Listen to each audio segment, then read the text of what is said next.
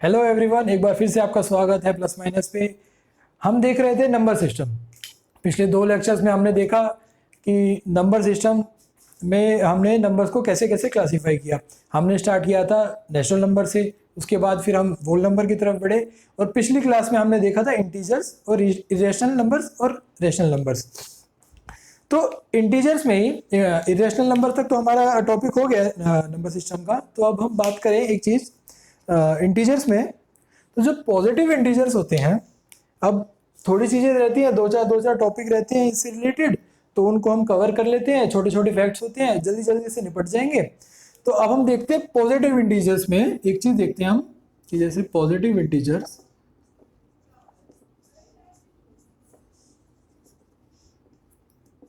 आप ये हेडिंग डाल लीजिए अपने कॉपी में। तो हाँ, एक चीज आप ध्यान रखना कि जो भी आप देखो ना, एक तो पूरी वीडियो देखो, उसके साथ साथ आप ना एक कॉपी अलग से बना लो, रजिस्टर या कॉपी जो भी है उसको बना के नोट करते जाओ।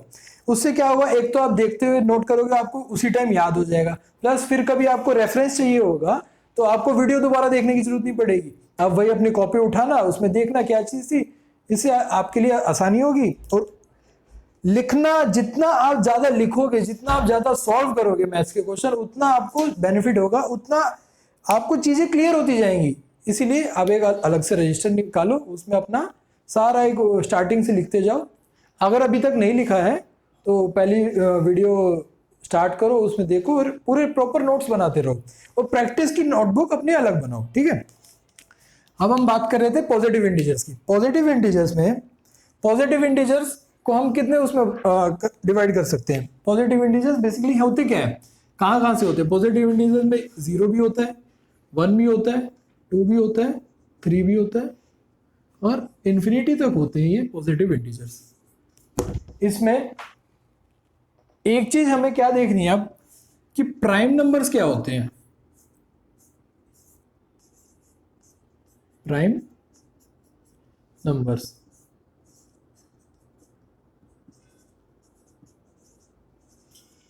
हमेशा कोई भी बुक उठा के देख लो, उसमें हमेशा लिखा गया है कि find the prime numbers, is it a prime number और नॉट। प्राइम नंबर की बहुत ज्यादा डिस्कशन होती है, हर कोई आपको बताएगा नंबर सिस्टम। जब भी कोई आपको बताएगा या फिर आप जब भी नंबर सिस्टम पढ़ेंगे तो प्राइम नंबर्स की बात होगी ही होगी। प्राइम नंबर्स होते क्या है, पर प्राइम नंबर्स वो होते हैं, prime numbers are those numbers which have only 2 factors.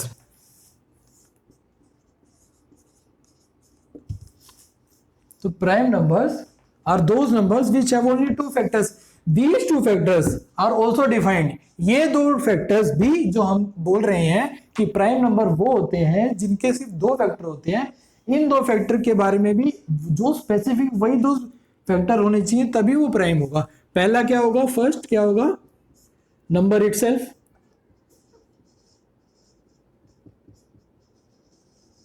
And second क्या होगा, 1। नंबर इटसेल्फ और 1 के अलावा अगर कोई फैक्टर है किसी भी नंबर का तो वो प्राइम नंबर नहीं होगा। तो फिर उन नंबर्स को क्या बोलेंगे जिनका फैक्टर मान लो कि 6 है, तो इसके फैक्टर को क्या क्या होते हैं, 1 होता है, 2 होता है, 3 और 6 भी होता है। तो इसका मतलब इसका फैक्टर 1 तो है, नंबर इटसेल्फ भी है, पर 2 और 3 भी फैक्टर हैं इसके। तो ऐसे नंबर, तो इसका मतलब ये तो प्राइम होगा नहीं। तो ऐसे नंबर जिनका factor number having more than 2 factors are known as, उन्हें क्या कहते हैं, कंपोजिट नंबर कहते हैं। कंपोजिट नंबर्स, ठीक है। तो ये हो गया इनका डिफरेंशिएशन। कि पहले भाई हमने देखा कि कोई एक नंबर है, जैसे हमने ले लिया 3, तो 3 के हमें फैक्टर निकालने हैं, तो हमें फैक्टर हमारे 3 के हमें पता है क्या होती है, 3 का फैक्टर होता है 1 और 2 होता है नहीं, तो नंबर इटसेल्फ 3। तो इसका मतलब 3 के और कोई फैक्टर नहीं है, 1 और 3 के अलावा 1, मतलब नंबर इटसेल्फ और 1, तो इसका मतलब 3 हमारा प्राइम नंबर हो गया। तो ऐसे ही अब इसमें ही देख लें, कंपोजिट नंबर का एक एग्जांपल देख लें। हम कंपोजिट नंबर में 9 देख लेते हैं कि बहुत लोगों को ये कंफ्यूजन रहती है कि सारे जो ऑड नंबर्स होते हैं वो प्राइम नंबर्स होते हैं, बल्कि ये नहीं है सच।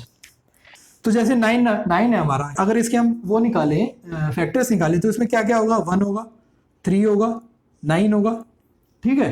तो इसमें हमारा 3 भी आ गया, 1 और 9 तो है ही है, इसमें हमारा 3 फैक्टर भी आ गया, तो इसका मतलब ये हमारा प्राइम नहीं होगा।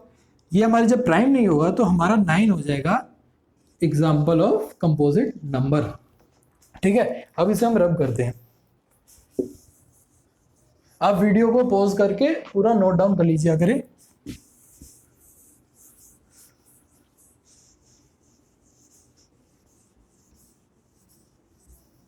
तो अब बात आती है कि हमसे कोई पूछे कि भाई ये बताओ कि स्मॉलेस्ट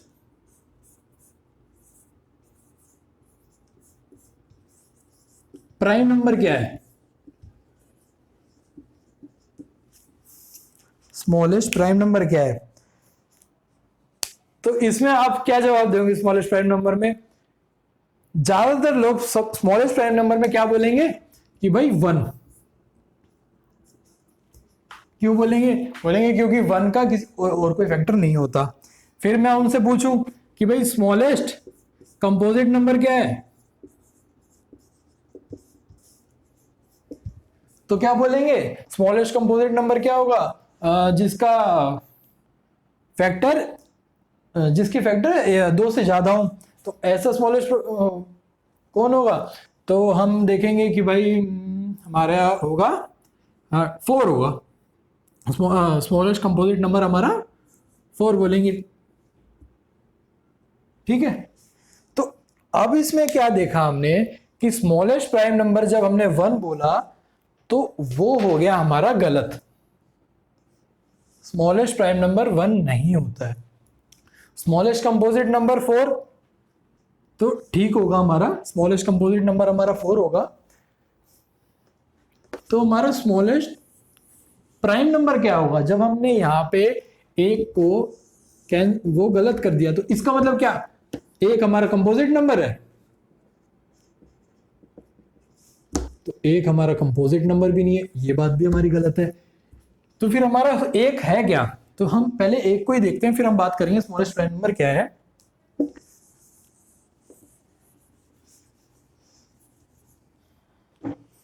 तो हमने यहां पे देखा एक के हमें फैक्टर निकालने हैं। एक का फैक्टर कितना होगा हमारा? एक ही होगा जो कि नंबर इटसेल्फ है। पर हमारी डेफिनेशन क्या थी प्राइम नंबर की?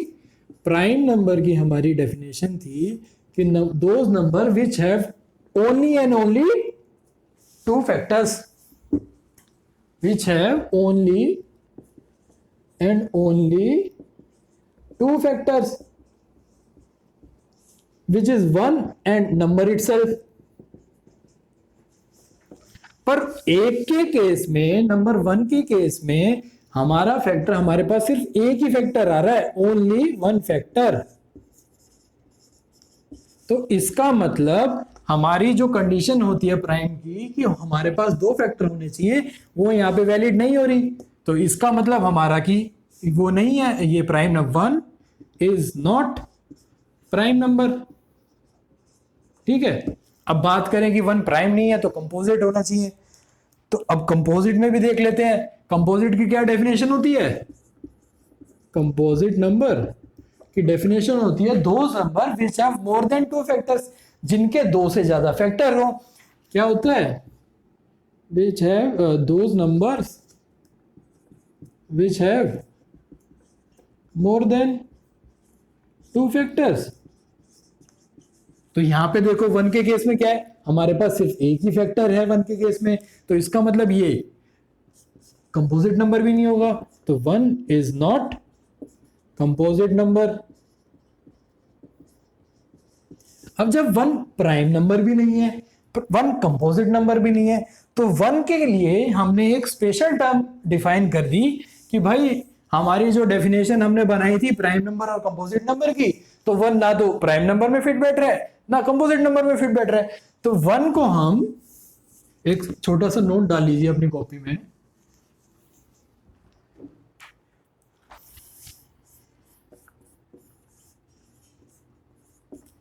वन को हम क्या बोलेंगे, one is neither prime nor composite. इसके लिए हमने एक स्पेशल टर्म निकाला, यूनिटी। वन इज यूनिटी, ठीक है। आप ये नोट कर लेना।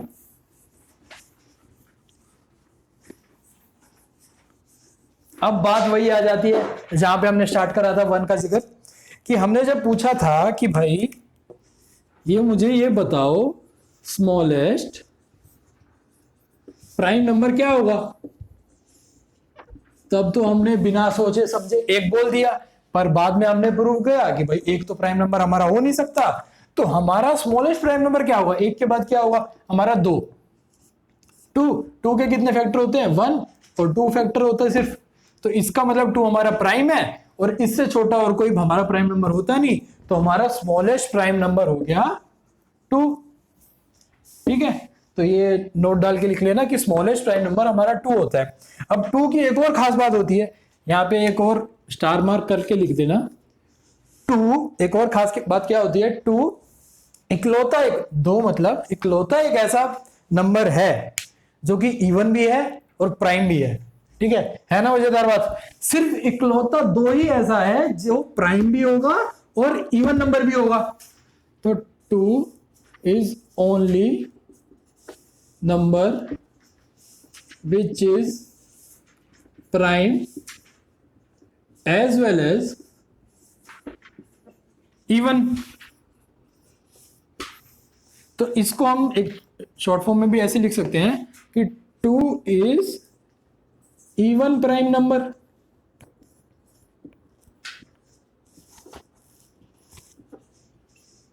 ठीक है, अब हमने डिफाइन करा था, हमने बात कर ली कि वन क्या होता है, टू क्या होता है। वन के लिए हमने एक स्पेशल टर्म बना दी कि वन तो भाई यूनिटी होता है, ना हमारा प्राइम नंबर होता है ना कंपोजिट होता है। टू हमारा smallest even smallest prime number हो गया, और इसमें एक और चीज ऐड कर ली हमने कि two is only single even prime number. ठीक है, अब बात करें, अब अगर हमसे कोई पूछे, अब कौन पूछेगा हमसे, है ना, आपको पता ही है कौन पूछेगा, भाई खुराफाती बच्चा। हमसे वो आके पूछे कि भाई आपने ये तो बता दिया कि स्मॉलेस्ट प्राइम नंबर तो आपने बता दिया, और ये भी बता दिया कि इवन प्राइम नंबर कौन सा है। अगर मैं आपसे पूछूं कि स्मॉलेस्ट ऑड प्राइम नंबर कौन सा होगा, ठीक है भाई, उसकी बात भी हम सुनेंगे। तो उसने हमसे क्वेश्चन पूछा कि स्मॉलेस्ट ऑड प्राइम नंबर, इसका आंसर दो।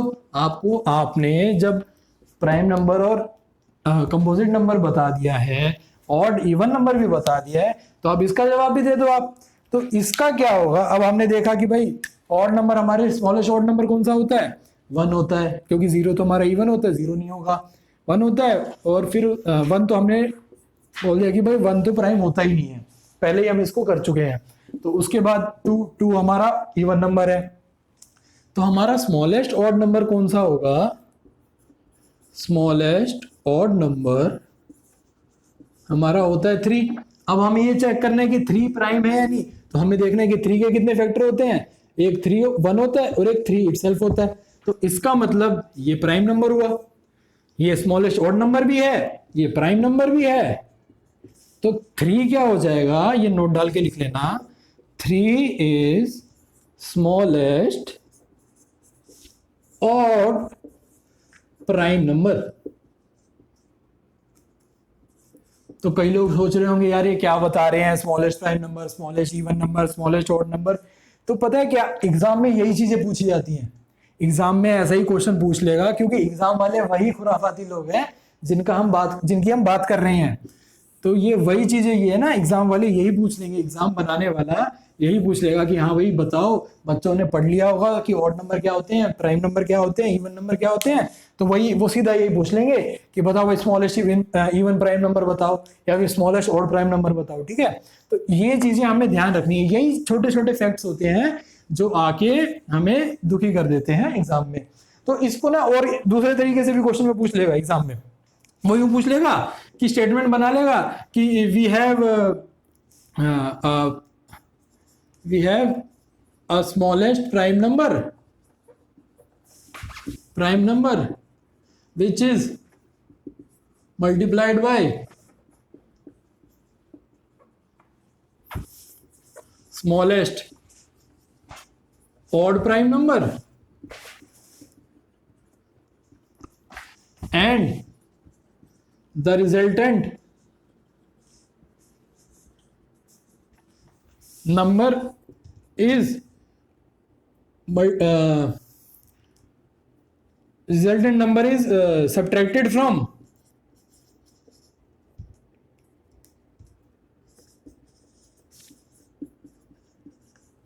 subtracted from 9, find the resulting value, find the resulting value। अब ये क्वेश्चन हमने एग्जाम में देखा, एक तो पहले ही स्टेटमेंट देख के हम घबरा गए कि भाई इतनी बड़ी स्टेटमेंट आ गई, क्या पूछ लिया पता नहीं।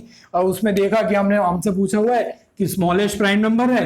अब हम याद कर रहे हैं कि भाई स्मॉलेस्ट प्राइम नंबर कौन सा होता है, स्मॉलेस्ट प्राइम नंबर। तो स्मॉलेस्ट नंबर प्राइम नंबर हमें ये याद आ गया कि पॉजिटिव नंबर होता है, पर पॉजिटिव इंटीजर्स होते हैं।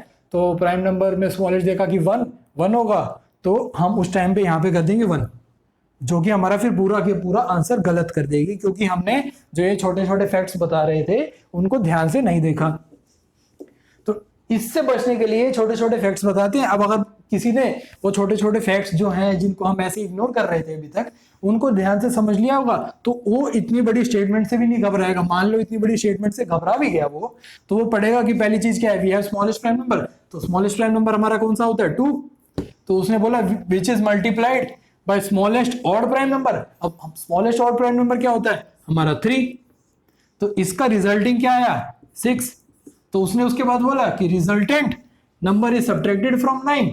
तो हमारा जो रिजल्टेंट आया था 6, उसको हमने 9 से माइनस करा 6, तो आंसर हमारा आ गया 3। बस इतनी सी चीज। और ये झूठ नहीं है, ऐसे क्वेश्चन सच में पूछे जाते हैं। ठीक है, तो इन चीजों को आप ध्यान से देखना, ध्यान से पढ़ना। अगर ना समझ आए तो कमेंट्स करना, या फिर टेलीग्राम ग्रुप है उसमें हमारे साथ जुड़ो और वहां पे मुझसे बात करो, हम आपकी सारी क्वेरीज सॉल्व करेंगे। ठीक है,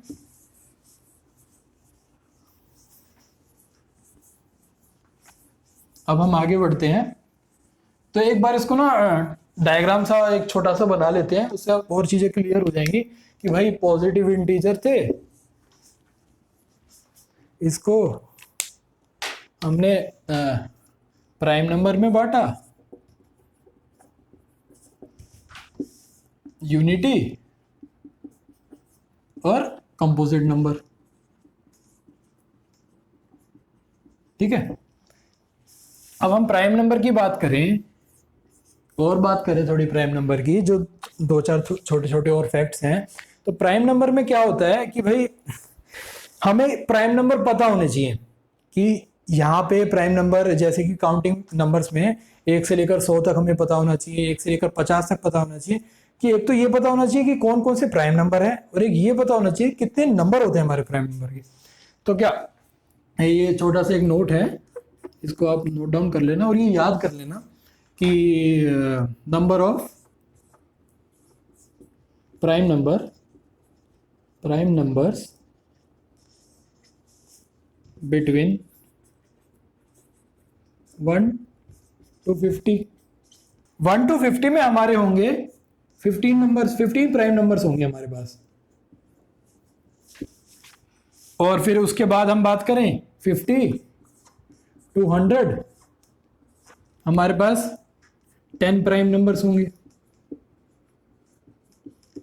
तो इसका टोटल करें कि 1 to 100 हमारे पास कितने प्राइम नंबर होंगे, तो हमारे पास टोटल 25 प्राइम नंबर्स होते हैं, जो कि 1 से लेकर 100 के बीच में। मतलब हमारे पास 25 ऐसे नंबर होते हैं 1 से लेकर 100 के बीच में, जिनके सिर्फ और सिर्फ 2 ही फैक्टर हैं, और वो 2 भी, एक 1 है और एक नंबर इटसेल्फ है।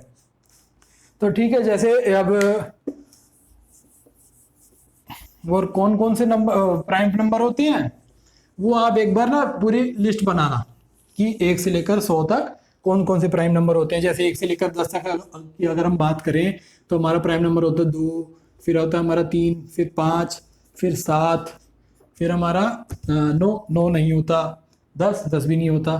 फिर उसके बाद हमारे प्राइम नंबर आ जाते हैं 11, फिर 13 होता है, फिर 17 होता है, फिर 19 होता है, फिर ऐसे ऐसे ये हमारे 1 to 10 है, ये 10 to 20 है। फिर ऐसे करके हम पूरी एक लिस्ट बनाएंगे। आप एक पूरी अपने कॉपी में लिस्ट बनाना, ताकि आपको ये याद रहे कि कौन कौन से प्राइम नंबर होते हैं, कौन कौन से 1 to 100 के बीच में होते हैं, कौन कौन से 1 to 50 के बीच में होते हैं। तो क्योंकि ना कई बार क्या होता है कि क्वेश्चन पूछ लेता है। क्वेश्चन कैसा पूछ लेगा, वो ये पूछ लेगा क्वेश्चन वाला कि भाई what will be the sum of prime numbers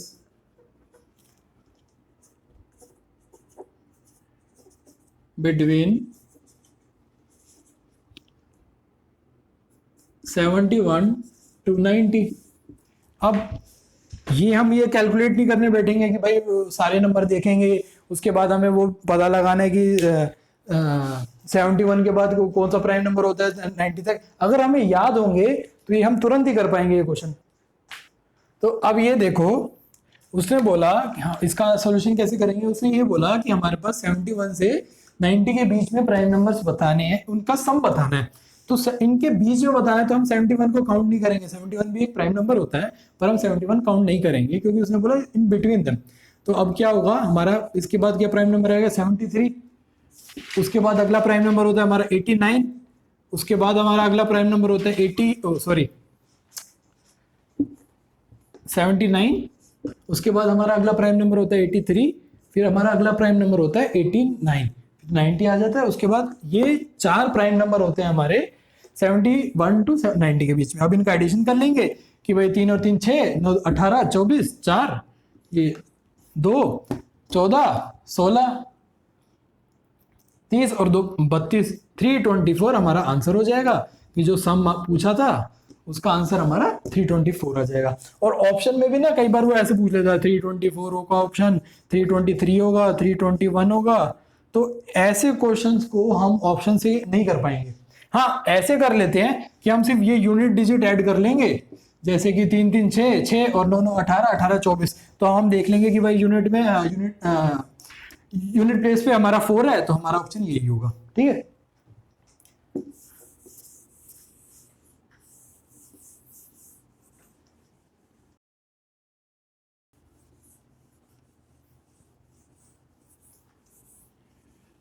तो ये बात तो हुई हमारी प्राइम नंबर्स की।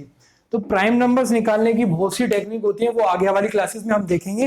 प्राइम नंबर्स निकालना एक पूरा एक क्वेश्चन आ जाते हैं कि बताइए कि ये प्राइम नंबर है या नहीं है, तो वो पूरी पूरी टेक्निक होती है। उसके बाद आगे आगे की क्लासेस में हम उन्हें डिस्कस करेंगे। अभी हम आगे बढ़ते हैं।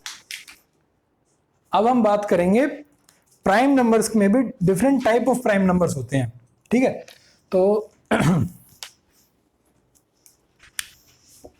हमारा टॉपिक हमने बना लिया कि प्राइम नंबर्स। इसमें भी एक चीज हमारी आ जाती है कि रिलेटिवली प्राइम, एक हमारा आ जाता है को प्राइम, फिर तीसरा हमारा आ जाता है twin prime.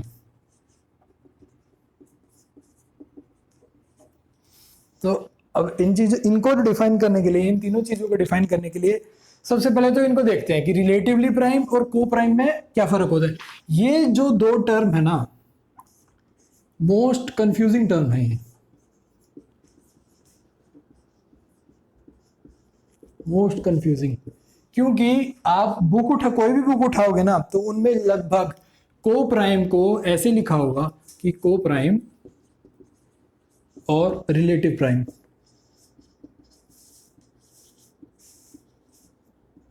Relative prime number. तो यहां पे बच्चा कंफ्यूज हो जाता है कि क्वेश्चन में पूछ लिया कि भाई मुझे रिलेटिवली प्राइम नंबर के बारे में बताओ, और फिर वो सोच बैठता है कि मुझे को प्राइम के ही बारे में पूछा हुआ है। तो वैसे तो ज्यादा फर्क होता नहीं है इनमें, पर फिर भी इसमें एक थोड़ा सा फर्क होता है, माइन्यूट सा फर्क, वो हम यहाँ पे डिस्कस करते हैं। अब क्या फर्क होता है,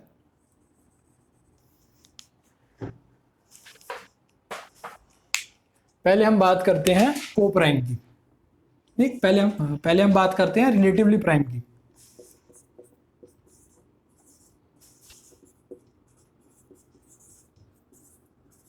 रिलेटिवली प्राइम कौन से नंबर होते हैं? रिलेटिवली प्राइम वो नंबर होते हैं, कोई भी दो नंबर जिनका एचसीएफ हमारा 1 हो, वो हमारा रिलेटिवली प्राइम होगा।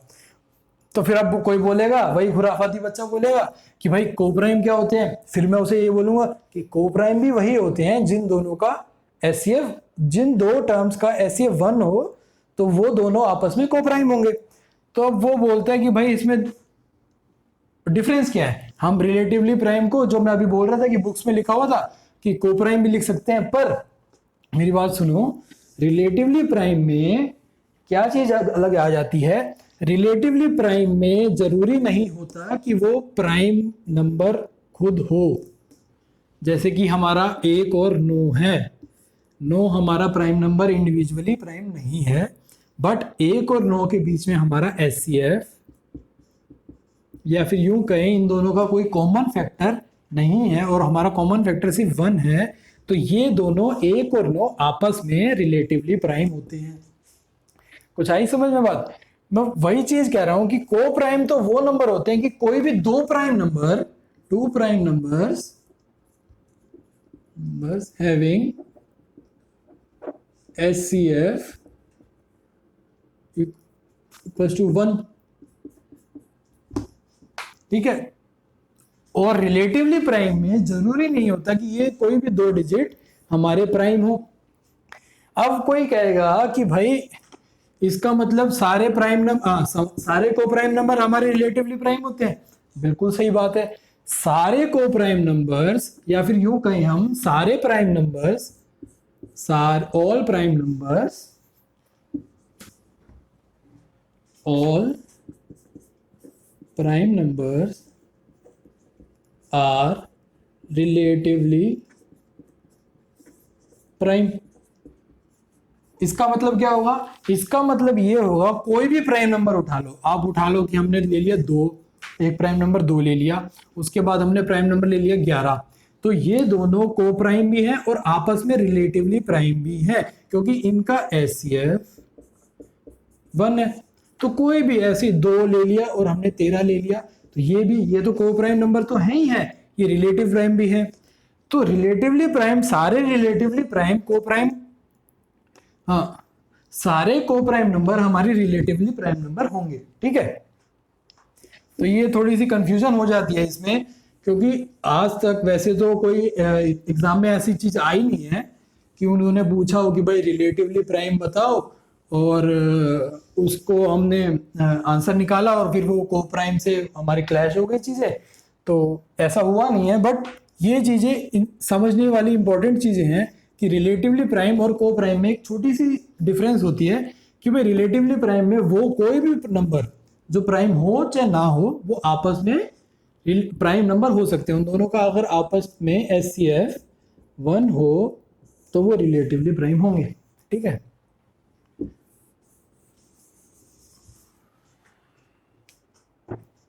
अब बात आ जाती है कि ट्विन प्राइम क्या होता है। हमने को प्राइम तो समझ लिया क्या होता है, हमने रिलेटिवली प्राइम भी समझ लिया क्या होता है। उसके बाद अब बात आ जाती है हमारा कि ट्विन प्राइम क्या होता है। ट्विन प्राइम वो नंबर होते हैं, जैसे मान लो कोई प्राइम नंबर हम फॉर एग्जांपल ले लेते हैं 43, और दूसरा प्राइम नंबर हम ले लेते हैं 41। दोनों प्राइम नंबर है, आप चाहे तो इसका फैक्टर निकाल के देख सकते हो, कोई फैक्टर नहीं निकलेगा 1 और इटसेल्फ नंबर इटसेल्फ के अलावा। तो अब हमने ये देखा कि इन दोनों के बीच का डिफरेंस 43 और 41 का डिफरेंस देखा हमने, 43 माइनस 41 हमारा डिफरेंस आ गया 2। तो ये देखा हमने हमारा इसका डिफरेंस आ रहा है 2। तो ट्विन प्राइम होते हैं, twin prime are those prime numbers which have difference of 2। आई समझ में बात कि हमारे कोई दो प्राइम नंबर जिनका डिफरेंस, दोनों के बीच का डिफरेंस 2 होगा तो उन्हें हम ट्विन प्राइम कहते हैं।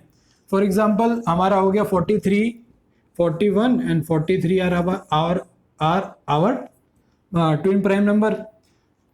और दूसरा एक एग्जांपल लें हम, तो हमारा एग्जांपल हो गया 3, 5। ठीक है, ये हमारे एग्जांपल हो गए ट्विन प्राइम के। ये आपस में रिलेटिवली प्राइम भी हैं, ये को प्राइम भी हैं और ये हमारे ट्विन प्राइम भी हैं। तो इसका मतलब सारे ट्विन प्राइम नंबर हमारे को प्राइम हो सकते हैं, बट सारे को प्राइम नंबर हमारे ट्विन प्राइम नहीं हो सकते।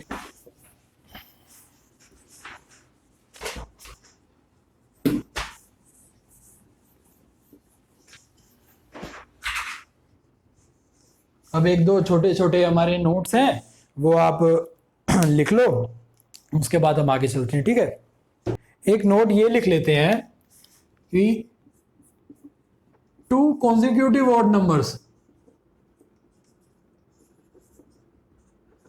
consecutive odd numbers are always co-prime।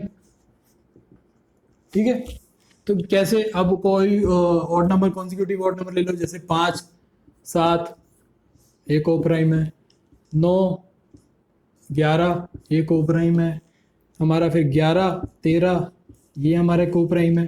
तो इसका मतलब कोई भी 2 consecutive odd numbers are always coprime. ठीक है, अब एक चीज हमारी और रह गई है इनमें, तो ठीक, हमारा क्या रह गया है, एक हमारा होता है perfect number.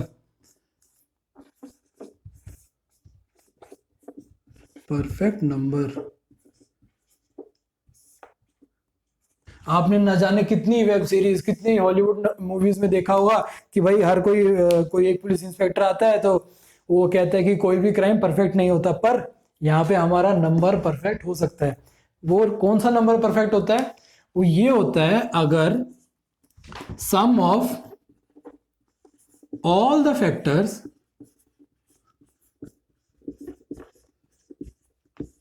Of a number, यहां पे ध्यान देना, एक्सक्लूडिंग नंबर, क्योंकि एक नंबर खुद अपना भी फैक्टर होता है। तो sum of all the factors of a number excluding numbers, if sum of all the factors of a number excluding number is equal to number itself, then that number will be perfect number।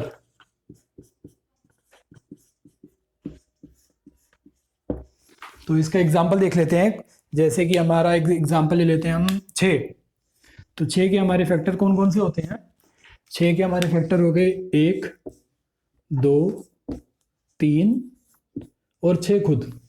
तो हमने क्या बोला है, इस definition को एक बार दोबारा देखो कि if sum of all the factors of a number excluding number, अब हमें इसमें 6 काउंट नहीं करना है, तो हमने 6 काउंट नहीं करा, तो हमारे पास 3 फैक्टर्स बचे इसके, तो हमने करा 1 + 2 + 3, तो क्या हुआ 3 + 3 6, ये नंबर इटसेल्फ आ गया।